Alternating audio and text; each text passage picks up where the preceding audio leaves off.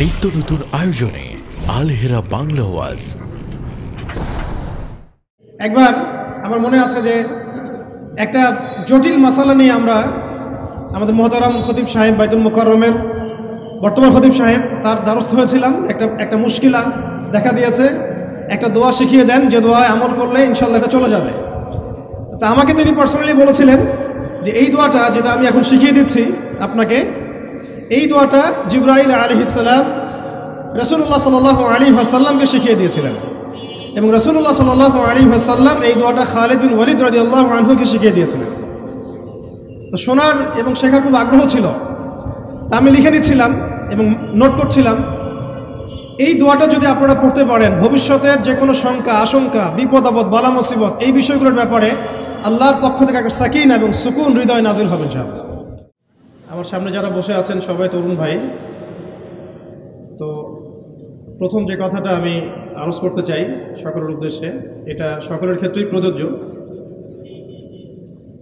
প্রথম আমাদেরকে আমাদের জীবনের উদ্দেশ্যটাকে ফিক্স করতে হবে।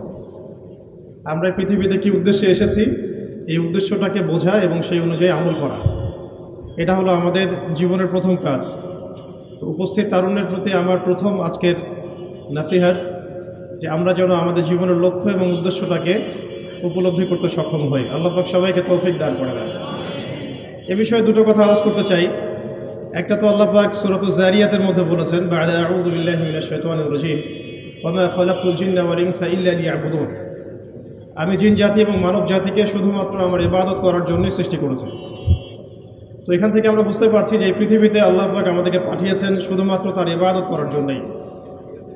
আর এটা আল্লাহ পাকের অনেক বড় দয়া যে আল্লাহ রাব্বুল আলামিন আমাদের ব্যক্তিগত কাজ, অর্থনৈতিক কাজ, আমাদের ব্যবসা বাণিজ্য, পরিবার, স্ত্রী সন্তান, মুআমালাত মুআশারাত এগুলোকে ইবাদতের মধ্যে অন্তর্ভুক্ত করেছেন যদি আমরা কয়েকটা শর্ত পূরণ করতে পারি। কাজগুলো যদি আল্লাহ পাকের সন্তুষ্টির জন্য হয় এবং রাসূল সাল্লাল্লাহু আলাইহি ওয়াসাল্লামের তরিকা মোতাবেক হয় এবং রিজিক যদি হালাল হয়, ইনশাআল্লাহ তাআলা স্ত্রীর মুখে অন্ন তুলে দেওয়াও নেকির কাজ বলে গণ্য হবে ইনশাআল্লাহ। তো এই পৃথিবীতে এসেছি আমরা দুটো উদ্দেশ্য নিয়ে। একটা হলো আল্লাহ রাব্বুল আলামিনের ইবাদত করা, যেমনটা আমরা বললাম ওয়া মা খালাকতুল জিন্না ওয়াল ইনসা ইল্লা লিয়াবুদুন। আরেকটা উদ্দেশ্য আছে আমাদের পৃথিবীতে আসার, সেটা হচ্ছে আল্লাহ রাব্বুল আলামিনের জমিনে আল্লাহ পাকের দ্বীনটাকে কায়েম করা বা বাস্তবায়ন করার চেষ্টা করা। এই ব্যাপারে আল্লাহ পাক আমাদেরকে স্পষ্ট আদেশ দিয়েছেন। সূরা আল ইমরানেও বলেছেন, কুনতুম খায়রা উম্মাহ উখরিজাত লিন-নাস তা'মুরুনা বিল মা'রুফ ওয়া তানহাউনা 'আনিল মুনকার ওয়া তু'মিনুনা বিল্লাহ। ঠিক একইভাবে আল্লাহ রাব্বুল আলামিন সূরা মুহাম্মাদের মধ্যেও বলেছেন, ইন তানসুরুল্লাহা ইয়ানসুরকুম ওয়া ইউসাব্বিত আকদামাকুম। তোমরা যদি আল্লাহর দ্বীনকে সাহায্য করো, আল্লাহকে সাহায্য করো, তাহলে আল্লাহ পাকও তোমাদেরকে সাহায্য করবেন। ওয়া ইউসাব্বিত আকদামাকুম, তোমাদের পা আল্লাহ পাক শক্ত করে রাখবেন। আর ওয়া ইন তাতাওয়াল্লাউ ইস্তাবদিল কওমান গায়রাকুম, আর তোমরা যদি মুখ ফিরিয়ে নাও, পৃষ্ঠ প্রদর্শন করো, তাহলে জেনে রেখো আল্লাহ পাক অন্য কওমকে তোমাদের স্থলাভিষিক্ত করবেন এবং তারা তোমাদের মতো হবে না। এই আয়াতগুলো থেকে আমরা বুঝতে পারছি যে আল্লাহ রাব্বুল আলামিনের জমিনে তার দ্বীন কায়েম করা, তার দ্বীনের সহযোগী হওয়া, দ্বীন ইকামতে দ্বীনের কাজ করা, দ্বীন প্রতিষ্ঠার জন্য কাজ করা, এটা আমাদের পৃথিবীতে আসার অন্যতম একটা উদ্দেশ্য। তাই আমি তরুণ ভাইদেরকে হৃদয়ের অন্তঃস্থল থেকে অনুরোধ করব, জীবনের উদ্দেশ্য সম্পর্কে আমরা সচেতন হই। আমরা পৃথিবীতে শুধু খেলতামাশা করতে আসি নাই, সময় নষ্ট করতে আসি নাই, শুধু চাকরির পিছনে ছুটতে আসি নাই, ব্যবসার পিছনে ছুটতে আসি নাই। আমাদের এই পৃথিবীতে আসার একটা উদ্দেশ্য আছে, একটা মোটিভ আছে। সেটা হলো নিজে আল্লাহর ইবাদত করব এবং আল্লাহর দ্বীন এর তাবলীগ, দাওয়াত এবং জিহাদে অংশ নিব, যাতে করে আল্লাহর জমিনে আল্লাহর দ্বীন কায়েম হয়। আল্লাহ পাক আমাদের সবাইকে মকবুল কাফেলায় শামিল করেন, আমিন। দ্বিতীয় যে বিষয়টি আমি বলতে চাই সেটা হলো, এই যে মহান একটা মিশন নিয়ে আমরা পৃথিবীতে এসেছি, এটাকে বাস্তবায়ন করতে হলে আমাদেরকে ইলম অর্জন করতে হবে। ইলম অর্জন না করে যদি আমরা কোনো কাজ করতে যাই, সেখানে উপকারের জায়গায় ক্ষতি বেশি হতে পারে। এবং দ্বীনের ইলম একা একা হাসিল করা যায় না, অবশ্যই বরেণ্য এবং মুহাক্কিক উলামায়ে কেরামের সোহবত জরুরি। এই বিষয়টা আমরা অনেকে বুঝতে পারি, অনেকে পারি না। খাস করে যারা জেনারেল ব্যাকগ্রাউন্ড থেকে আমরা উঠে আসছি, অনেকে দেখা যায় দ্বীন আমরা শিখতে চাই ঠিকই, লেখাপড়াও করি, বই পুস্তক পড়ি, অনেকে আরবিও ভালো বলতে পারেন, কিন্তু উলামায়ে কেরামদের সোহবত এবং সান্নিধ্য নেই। এই বিষয়টা এতটা ক্ষতিগ্রস্ত, এতটা ক্ষতির কারণ যে নেক্সট স্রোতে মানুষ ধোঁকা খেতে পারে। এই ইলমের তো দুটো শাখা আছে, একটা দুনিয়াবি জ্ঞান, একটা দ্বীনি জ্ঞান। তো দুনিয়াবি জ্ঞানের জন্য এই বিষয়টাকে আমি শর্ত বলে মনে করছি না, কিন্তু দ্বীনি ইলম অর্জনের জন্য অবশ্যই একজন বরেণ্য মুহাক্কিক উলামায়ে কেরামের সোহবত অবশ্যই জরুরি। এবং দ্বীনি ইলমের বিষয়টা শুধু কিতাবের মধ্যেই সীমাবদ্ধ নয়। কিতাব আমাকে একটা ক্লাসিক্যাল আলেম হওয়ার পর্যায়ে পর্যন্ত নিয়ে যায় ঠিকই, কিন্তু আল্লাহকে চিনতে হলে, আল্লাহকে পেতে হলে, আল্লাহর মারেফত হাসিল করতে হলে একটা আধ্যাত্মিক জ্ঞানের প্রয়োজন আছে। এই জ্ঞানটা আপনি কিতাবের মধ্যে পাবেন না। এটাকে হাসিল করতে হলে অবশ্যই আল্লাহওয়ালা বুজুর্গ মানুষদের সোহবতে আসতে হবে। ঠিক যেমন নবী মুসা আলাইহিস সালামকে আল্লাহ রাব্বুল আলামিন বলেছিলেন, তোমার চেয়েও জ্ঞানী মানুষ পৃথিবীতে আছে। সূরা কাহফে বিস্তারিত ঘটনা আছে, এতটা বলার সময় এখানে নাই, আপনারা পড়ে নিতে পারবেন। মুসা আলাইহিস সালাম যুগ যুগ সফর করেছেন সেই ব্যক্তিকে পাওয়ার জন্যে যাকে আল্লাহ রাব্বুল আলামিন তার পক্ষ থেকে খাস করে জ্ঞান দিয়েছেন।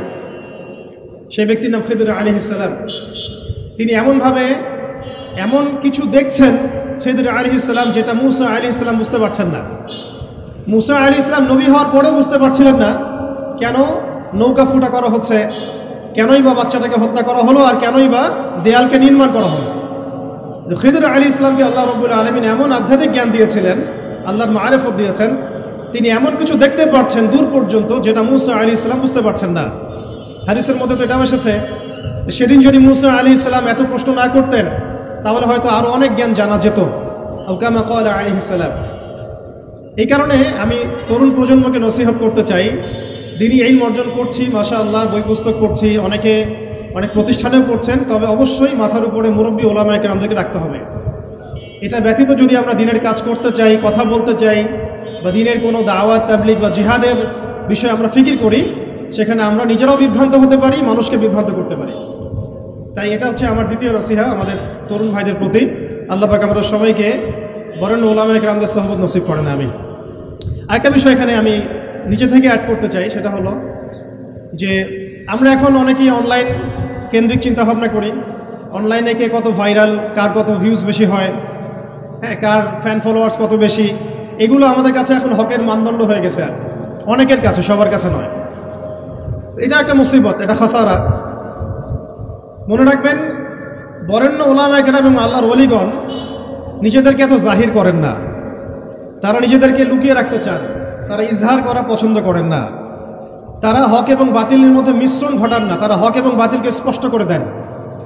তারা পৃথিবীতে মাজলুম হন, নিভৃতচারী হন। তাদের অবস্থা তো এমন হয় যে তারা দিনের বেলার ঘোরসাওয়া, রাতের বেলার দরবেশ। তো এই ব্যাপারে ইমাম মালিক রহমতুল্লাহ আলাইহির একটা কওল আছে, জ্ঞান কারো কাছে আসে না, জ্ঞানের কাছে যেতে হয়। তাই আমাদেরকেও সেই রকম বুজুর্গ আলেমকে খুঁজে বের করতে হবে। এমন নয় যে আপনার ঘর পর্যন্ত তিনি হেঁটে আসবেন, এমনটা নাও হতে পারে।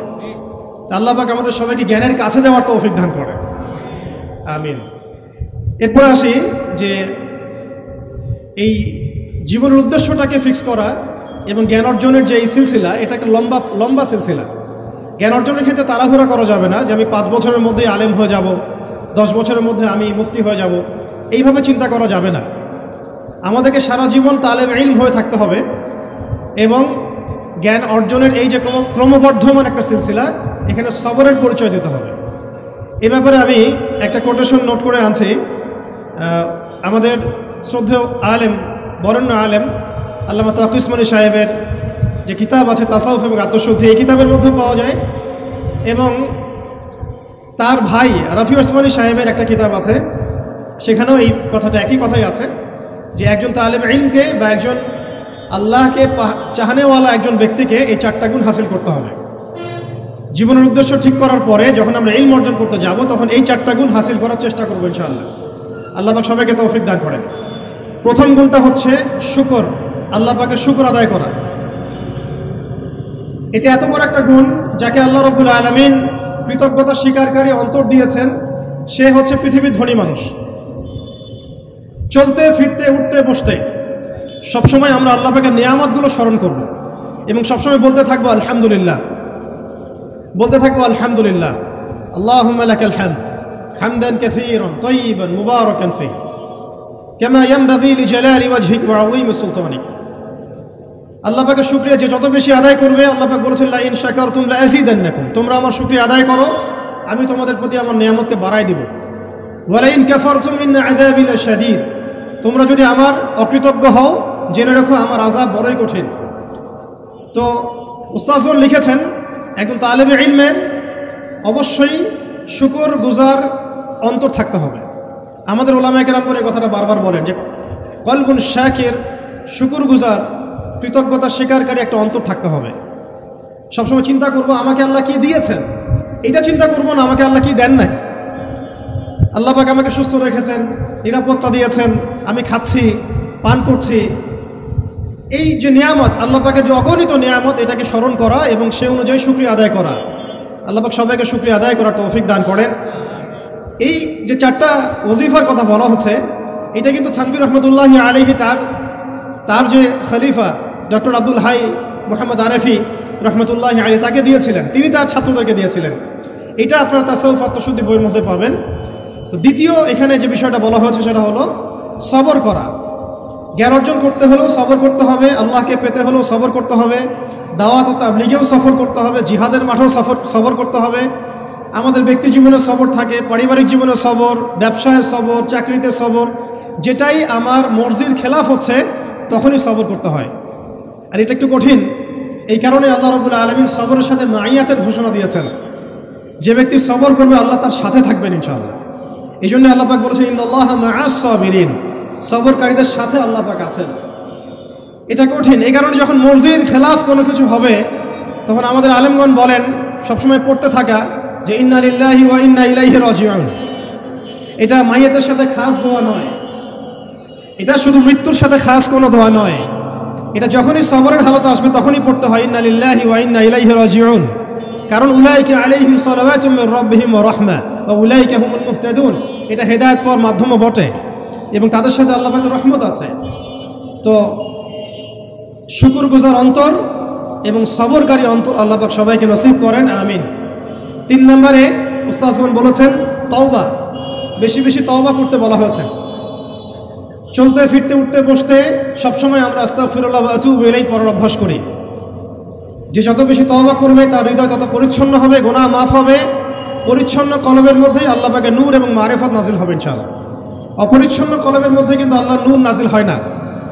তাই উলামায়ে কেরাম বারবার অন্তত দিনে 100 বার আস্তাগফিরুল্লাহ ওয়া আতুবু ইলাইহি পড়তে বলেন। আল্লাহ পাক আমাদের সবাইকে পড়ার তৌফিক দান করেন। আর 4 নম্বর যেটা এই কিতাবে এসেছে সেটা হচ্ছে ইস্তেআযা, অর্থাৎ ভবিষ্যতের কোনো বিষয়ের জন্য আমাদের যদি আশঙ্কা সৃষ্টি হয়, না জানি এটা আমার উপর বিপদ আসবে কিনা, ভয়, আশঙ্কা, আতঙ্ক, এই বিষয়গুলো যদি আমাদের ভিতরে আসে, অর্থাৎ ভবিষ্যৎ নিয়ে কোনো শঙ্কা, তখন বেশি বেশি আল্লাহর কাছে আশ্রয় প্রার্থনা করতে বলা হয়েছে। পড়তে বলা হয়েছে আউযু বিল্লাহ অথবা আউযু বিকালিমাতিল্লাহি তাম্মাতি মিন শাররি মা খালাক অথবা আউযু বিল্লাহি মিনাশ শাইতানির রাজীম আউযু বিল্লাহিস সামিউল আলীম মিনাশ শাইতানির রাজীম মিন নাফখিহি ওয়া নাফসিহি ওয়া হামজিহি। একবার আমার মনে আছে যে একটা জটিল মাসালা নিয়ে আমরা আমাদের মুহতারাম খতিব সাহেব বাইতুল মুকাররমের বর্তমান খতিব সাহেব তার দ্বারস্থ হয়েছিলাম। একটা মুশকিলা দেখা দিয়েছে, একটা দোয়া শিখিয়ে দেন যে দোয়ায় আমল করলে ইনশাআল্লাহ এটা চলে যাবে।